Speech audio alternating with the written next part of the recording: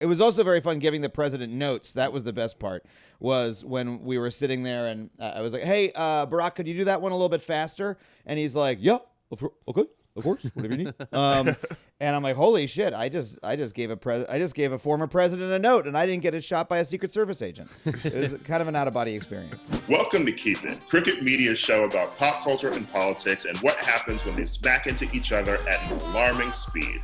I'm your host, Ira Madison III, a television writer and Fall Out Boy fan. I'm Louis Bertel. I'm a TV writer and Jane Fonda historian. Let's get into it. You know him from his show Adam Ruins Everything, and now you can see him in his new comedy docuseries, The G Word, on Netflix. Please welcome to Keep It, Adam Conover. Hey, thank you so much for having me, guys. Hi. Oh thanks my for God, being he's here. coming in with that classic morning zoo resonance we love. Yes, yes. You know, this microphone, my friend who's a music producer said that this microphone is often called the secret weapon for the male voice on radio. And so that's why I picked it up. I want to sound like Howard Stern, I guess. I don't know. Oh yeah, you've always reminded me of Mancow Muller, all the greats. Yeah. That's how I got my start, telling racist jokes on Long Island. You know? It's worked out for you. Yeah. I have a very important question about The G Word, which you produced with Barack Obama.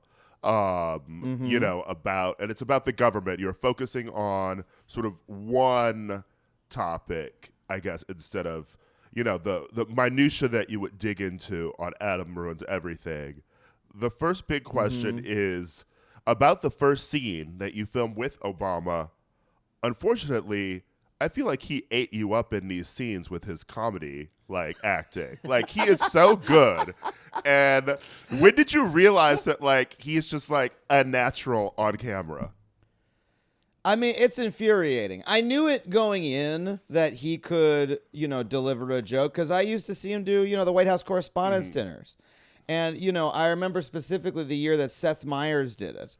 And Seth Meyers is a great comedian. He spent, you know, his entire life trying to perfect those skills. Barack Obama was so much funnier than Seth Meyers that year. I remember being professionally angry and thinking Seth Meyers must be angry too. And yeah, you know, I mean, I have timing and can deliver a joke because I spent, you know, I've been doing it for 20 years. I spent 10 years doing comedy for free in basements in New York City in order to do this. This motherfucker's running the free world, right? and somehow he is funnier than me? Give me a break. I don't think he's funnier than me. I think he's very funny. That's the only way I'll beg to differ, is I do think I'm funnier. But, you know, because I, by the way, wrote the lines that he delivers. Oh, so okay. give me a little bit of That's credit. a good save. That's a good save. Yeah. No, it reminds me of when, like, professional athletes are funny for some reason. Like, no, this is my job. Do you understand? Like, I don't go and play basketball in front of you and do it amazingly. Yeah. You know? And it's annoying when you watch him go, you know, Michael Phelps going on SNL or whatever, and they're bad. That's annoying. It's even more annoying when they're good, because it's stay in your lane, be good at one thing. We want you to be a good swimmer, good runner, whatever. We want you to suck at everything else so that the rest of us feel a little bit better, you know? I love when they have people on SNL who are athletes, and then luckily they're terrible. Like, I remember specifically one time Nancy Kerrigan was the host. I was like, look, if Nancy Kerrigan's going to be funny, I'm going to just quit the business. And then luckily she was like a 3. So. And it's okay to not be funny, you know? Yeah. It's all right to... It's okay. You know, I went to the White House Correspondents' Dinner this year, and they sent me there to promote the show. And Joe Biden is the right amount of funny, I think. He delivered. He got through the monologue. He did a couple jokes. He got some laughs. They were good. He did a film sketch with James Corden where he basically just sits there while James Corden runs around him in circles and sweats. And that's what we want. We want someone who can have fun with but not someone who's going to outshine the professionals, please. But no, it was a lot of fun work. It was also very fun giving the president notes. That was the best part, was when we were sitting there and I was like, hey, Barack, could you do that one a little bit faster? And he's like, yeah, okay. Of course, whatever you need. And I'm like, holy shit! I just gave a former president a note, and I didn't get it shot by a Secret Service agent. It was kind of an out of body experience. I'm still picturing what James Corden was doing with you, and it sounds like he's just a 1920s film actor. The sound hasn't been invented yet. Yeah, he's. That's what he was doing with Corden though, specifically. Yeah. And so this series, what was it like approaching this as opposed to, Adam Ruins Everything?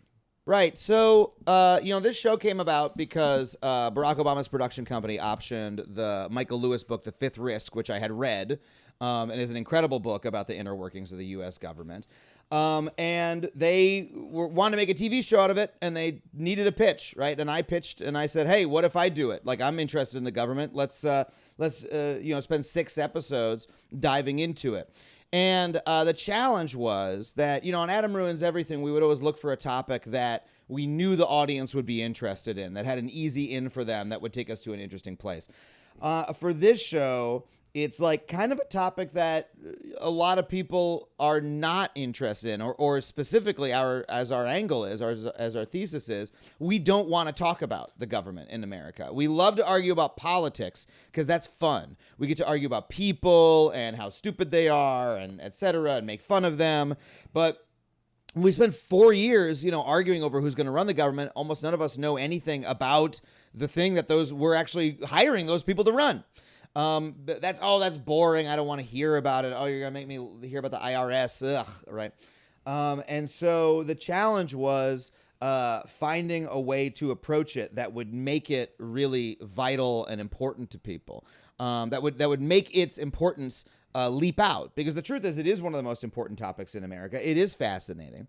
It was just a matter of making it interesting by talking about how it affects our everyday lives. And that's sort of where I am as a comedian now, is I enjoy, there's no topics that you can't do with comedy. There's just topics that take a little bit more work than others. And so for me, now that I've been doing this for so many years, it's a lot more fun to say, okay, how do I take something that people think might be boring and show them why it's fascinating?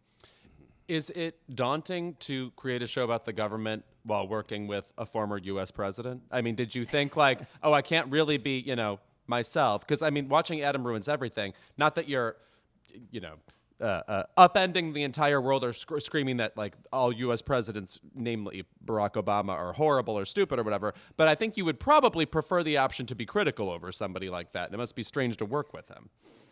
That's true, and that was the strangest thing about the project. But, I approached it much the same way that I approached being on advertising-supported television when I was making Adam Ruins Everything for True TV. We did topics that, frankly, most of the show was about advertising scams and, the problems with capitalism and consumer culture. And here we are on advertising-supported television. And sometimes that entailed, a tough conversation with the network where, I had to go to battle with them. And, the fact that I was willing to go to battle and fight for those topics and most of the time was able to win, that's why I was able to sleep at night doing that show, right? And so I took a similar approach here. When we got started, the first thing that I said to, the people who work for Barack Obama, which is that's who I'm working with. I said, look, everybody, the death of this show will be if it is seen in any way as being propaganda for, Barack Obama's preferred policies. And it cannot be that. And they said, yeah, we agree. We're concerned about that as well. So I said, well, the way to solve that is to give me editorial independence in the show. I'm going to cover the topics that I want to cover. And cover them the way I want to cover them. And they agreed to that. And that was the way that we made the show. And we did lots of topics over the course of our 6 episodes that are critical of the Obama administration. We talk about the over-reliance on private partnerships, private businesses, rather than, public programs that I think the Affordable Care Act is emblematic of. We talked about the government's development of drones, of unmanned combat drones, and how those went up by tenfold under the Obama administration. We talked about those things. And there were a couple times that there were tough conversations, right? When I told them we were doing the drone segment, they were like, are you sure you want to do that? No, I'm sure we are. I'm sure we want to do that. Because my strategy is always to find the topic that the audience thinks we won't be able to do. That the cynics in the crowd will think, well, no way is he going to talk about this. When this show was announced, I literally had people texting me going, bet you're not going to do drone strikes. And I was like, well, guess what, motherfuckers, we did. So what are you going to talk about now? And so that was my approach to solving that problem. Now, I'm not going to go out on a limb and say that this is the most, pure work of journalism of all time, because there's a president's name on it, but within that constraint, which is all that we can do when making content under capitalism, is work under the system that we are stuck under. We pushed as hard as we could to do a show that had integrity and, didn't cover the government with neither fear nor favor, I think the cliche goes. Whenever I think of the work you do, I am reminded of what I consider a really golden age of infotainment that I grew up with. Like, for example, like on this show, we're very trivia oriented. I in particular am very trivia oriented. And I think I wouldn't be that way if it weren't for shows like Animaniacs, if it weren't for like things that really like drilled you with information while also giving you like something else that was more whiz bang and entertaining. And I was wondering, was that the kind of thing that really affected you growing up and shaped your comic sensibility? Because I feel like while we do have infotaining stuff now, once upon a time it was just a much more Bill Nye kind of television universe. Yes, and there's a fascinating reason why this is the case.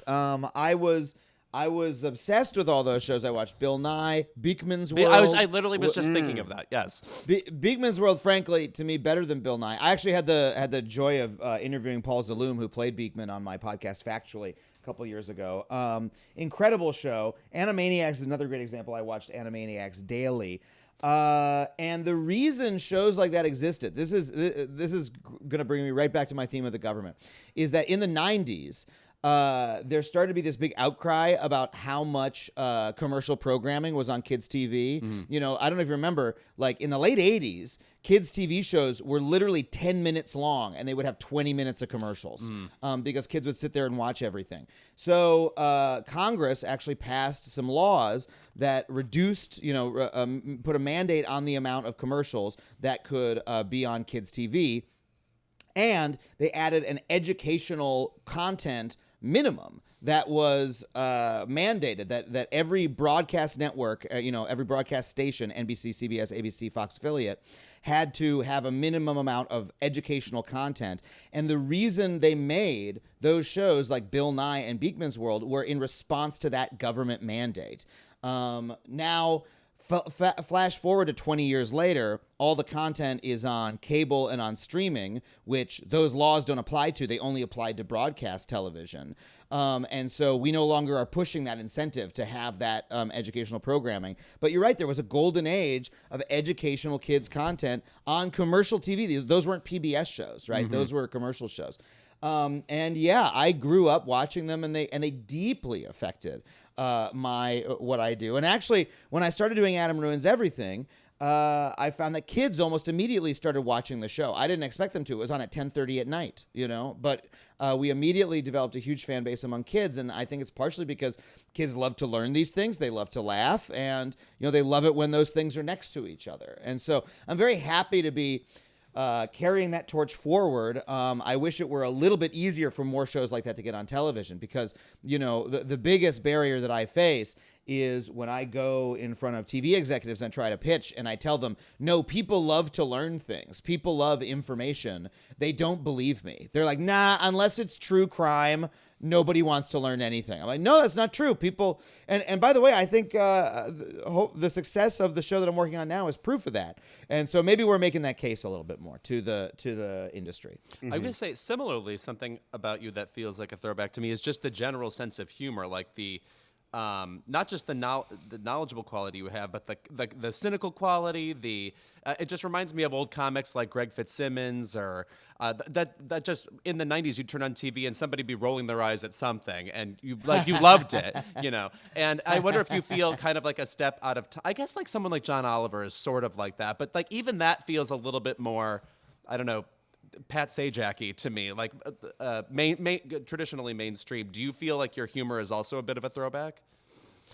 Oh, that's a very good question. I haven't really thought of it. I mean, yeah, I did grow up again watching Comedy Central, and the sort of comedy there. And you're right, there's a lot of eye rolling at society and culture and media that I think I'm sure influenced me. But I also think that like. I sometimes feel that I'm pushing into something new, which is that the comedy that I do, I think, is also fundamentally sincere. That a lot of comedians throughout history, quite rightly so, have taken a cynical point of view. Everyone's a liar, everyone's a cheat, and I do comedy where I'm like, hey, some of the comedy is about, oh my God, this person's incredible. Like on this show, I introduce you to these, incredible government employees, the folks who are inspecting our meat every day, folks who are flying planes into hurricanes so they can measure where the hurricane is, where it's going, make sure people can evacuate in time. And those people are only doing those things because they give a shit, because it pays well, but it's a government job. They get good health insurance, but also they could all be making more money working for a private company, flying a private jet rather than flying into a hurricane. But they choose to get up and do that every day because they know somebody needs to do it. And that's incredibly anti-cynical. And a lot of the comedy I'm doing is like, isn't that crazy? Isn't that incredible? Which to me is like, I'm not going to say it's brand new in comedy, but it's not something that I grew up seeing. So I guess I have a foot in both worlds, I'd say. I would ask, too, we know you so much for Adam Ruins Everything and now this, like we were discussing, like the infotainment comedy. But I'm like, what would an Adam Conover sort of like stand-up special look like? Or is that something that you feel like you have any interest in? Like, is that the kind of comedy that you did like when you were doing comedy in basements and like you're like, I've gotten away from that shit now? Or like, do you still think that there's other avenues of comedy that you want to tap into? Oh, Ira, I'm so glad you asked. I in fact do still perform stand-up comedy. And if people are interested in seeing me, you can find my tour dates at adamconover.net/tour dates. Traveling, I'm doing a big summer tour, going to Phoenix, Nashville, all over the place. Look, I got my start doing stand-up comedy. It is my first love in comedy. It is still my favorite form of comedy, to have that direct connection between the comic and the audience with nobody intermediating it. To be able to just like, it's one of the most direct forms of art, I think, just people talking to people. I've been incredibly busy working on TV over the past 5-6 years. I have never been able to put together the exact stand-up special that I wanted to, but I'm working on a new hour now that is called Pay Attention. It's all about my own diagnosis of attention deficit disorder. It's about the attention economy and TikTok. It's about our own cultural inability to pay attention to anything. I'm really proud of the material. I've been working on it for months now. And I hope to film it as a special. This tour is to really, bring it out, bring it to people and take it across the country and put the final touches on it. So I hope folks come check that out. adamconover.net/tour dates. I think lastly, I want to ask, like, how does it also feel? I feel like you were recently thrust into like the main internet conversation through your, anti-Caruso. And now, right. Well, now you've got, like Kim Kardashian opposite you. Has political activism been something that you wanted to like be, a part of outside of your comedy, or is this just something you felt that like you needed to do because you live in LA and it's important to you? I mean, it's something that I think comedy has brought me to, that the work has brought me to.